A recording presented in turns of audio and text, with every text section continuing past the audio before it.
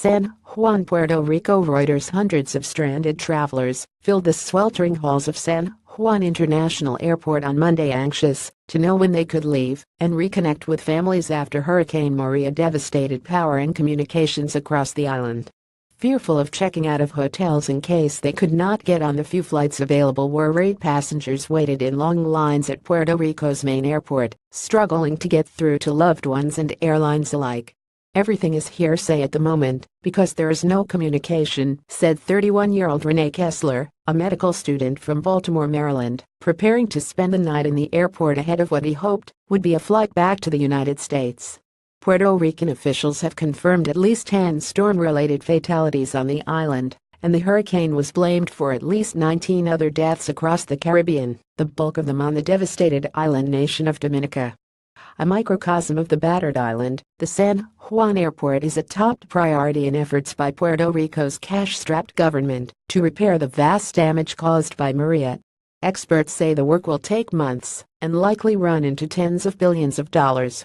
Closed for days following the storm, the airport is a major test of Puerto Rico's ability to transport people and supplies and overcome the communications vacuum that has plagued the island since the storm. Maria has also turned Puerto Rico, a haven for Caribbean islanders left homeless by Hurricane Irma earlier this month, into a disaster zone with virtually no power that many are now desperate to escape. A dam on the island, has weakened by heavy rains from Hurricane Maria, was in danger of failing, posing a flood threat to thousands of homes downstream. Some 70,000 people who inhabit a river valley below the Guajataca Dam in the northwestern corner of the island have been under evacuation since Friday after authorities warned the structure was in danger of imminent collapse. An aerial view shows the damage to the Guajataca Dam in the aftermath of Hurricane Maria, in Quebradillas.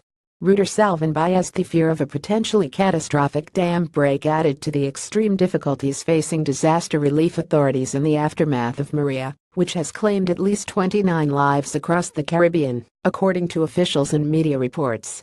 Puerto Rico Governor Ricardo Rossello urged residents of the area to evacuate after surveying damage to the dam over the weekend, telling reporters that a fissure in the structure has become a significant rupture. The National Weather Service in San Juan, the island's capital, on Monday continued a flood warning for western Puerto Rico. Maria, the second major hurricane to savage the Caribbean this month, and the most powerful to strike Puerto Rico in nearly a century, carved a path of destruction through the island after plowing ashore early on Wednesday. "We lost everything. We lost our house. It was completely flooded," said resident Carmen Gloria Lamb, a resident near the rain-swollen Guajataca. "We lost everything. Cars, clothes, everything.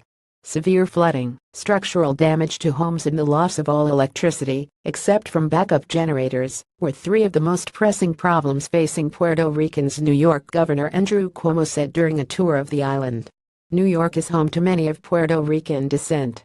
"It's a terrible immediate situation that requires assistance from the federal government, not just financial assistance," he said on CNN on Saturday. Even the island's medical facilities have been left in precarious shape, with many hospitals flooded, strewn with rubble and running critically low on diesel fuel needed to keep generators operating. Evacuation to the U.S. mainland is the only option for some patients.